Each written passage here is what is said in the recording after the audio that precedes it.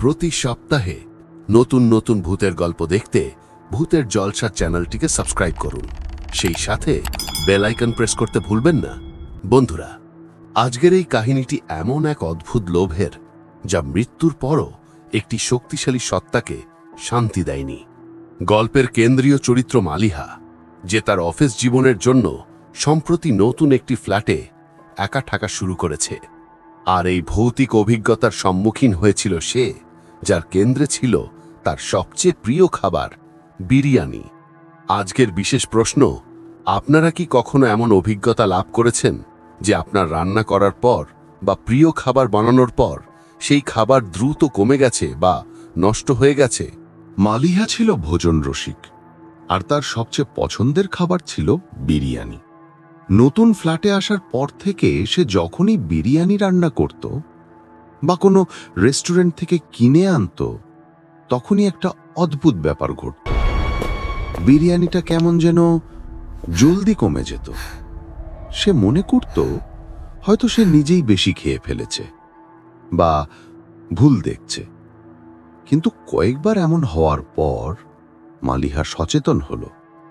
একদিন সে যখন রাতের জন্য বিরিয়ানি রান্না শেষ করল, তখন হাঁড়িতে ঠিক যতটা পরিমাণ ছিল, তার মনে হচ্ছিল যেন খাবারটা একটু বেশি গরম এবং সুগন্ধযুক্ত। যখন সে খেতে বসত, তখন তার মনে হতো যেন টেবিলের অন্য পাশে অদৃশ্য কেউ একজন তার সাথে খাচ্ছে। একটা ঠান্ডা স্রোত যেন তার গায়ের ওপর দিয়ে বয়ে যেত।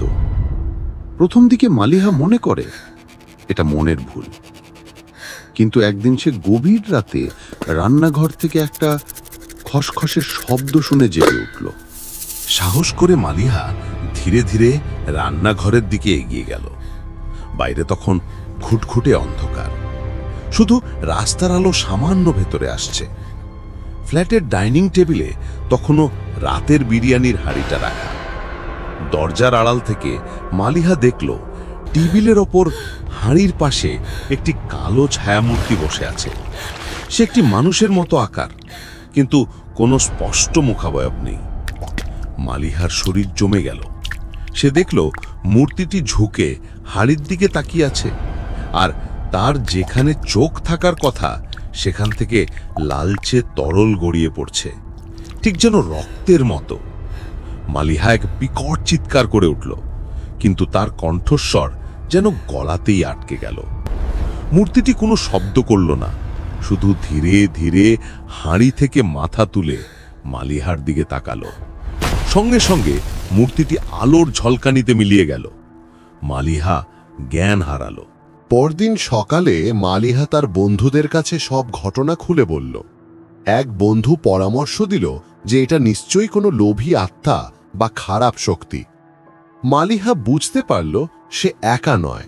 তার খাবারের প্রতি লোভী একটি আমির গোত্রের জিন তাকে অনুসরণ করছে। এই জিনটি সাধারণত সুস্বাদু খাবারের প্রতি, বিশেষ করে বিরিয়ানির মতন মশলাদার খাবারের প্রতি আকৃষ্ট হয়। ভয়ে মালিহা সঙ্গে সঙ্গে ওই ফ্ল্যাট পরিবর্তন করার সিদ্ধান্ত নিল। সে অন্য একটি এলাকায় নতুন ফ্ল্যাট ভাড়া নিল এবং ভাবল এবার সে শান্তিতে থাকবে। কিন্তু নতুন ফ্ল্যাটে আসার পর মালিহা একদিন বিকেলে তার প্রিয় বিরিয়ানি তৈরি করল। আর অবাক কাণ্ড, বিরিয়ানিটা যখন ঠান্ডা হচ্ছিল, তখন সেই তীব্র গাঢ় বিরিয়ানির সুবাস। সে দেখল রান্নাঘরের বাতাস ভারী হয়ে আসছে। সেই পুরনো ভয় তাকে আবার গ্রাস করল। জিন তাকে অনুসরণ করেছে। মালিহা বুঝল শুধু ফ্ল্যাট পাল্টালে মুক্তি মিলবে না। মালিহা এবার একজন ওঝা বা হুজুরের শরণাপন্ন হল। সব শুনে হুজুর বললেন, এই জিনটি হলো খাদ্য আসক্ত জিন। এটি শুধু বিরিয়ানির প্রতি আকৃষ্ট হয় না, বিরিয়ানির মশলার সাথে মিশে থাকা চালের সুগন্ধ এই জিনের প্রিয় এক ধরনের খাবারের সাথে সম্পর্কযুক্ত। আর এই জিনটির সাথে এই জায়গার একটা সম্পর্ক নেই, সম্পর্ক তোমার সাথে। বিরিয়ানির প্রতি তোমার অতিরিক্ত আকর্ষণই এই জিনকে ধরে রেখেছে। হুজুর একটি প্রাচীন সমাধান দিলেন। তিনি মালিহাকে নির্দেশ দিলেন একটা নির্দিষ্ট ধরনের তেতো পাতা বিরিয়ানি রান্নার সময় ব্যবহার করতে, এবং বিরিয়ানি শেষ হওয়ার পর কালো জিরার ধোঁয়া দিয়ে রান্নাঘর বন্ধ করতে। তেতো পাতা জিনের জীবকে শান্ত করবে এবং জিরার ধোঁয়া জিনকে ওই স্থান ত্যাগ করতে বাধ্য করবে। মালিহা হুজুরের কথা মতো কাজ করল। সেই দিন রাতে যখন সে তেতো পাতা দিয়ে রান্না করা বিরিয়ানি শেষ করে কালো জিরার ধোঁয়া দিল, তখন সে শুনতে পেল এক চাপা কর্কশ কান্না। এরপর সেই রাতের পর থেকে মালিহা আর কখনো তার ঘরে সেই কালো ছায়া দেখেনি, আর বিরিয়ানি কমে যাওয়ার ঘটনাও ঘটেনি। তবে মালিহা এখন বিরিয়ানি খাওয়ার আগে সবসময় একটা বিশেষ ধরনের তেতো পাতা ব্যবহার করে।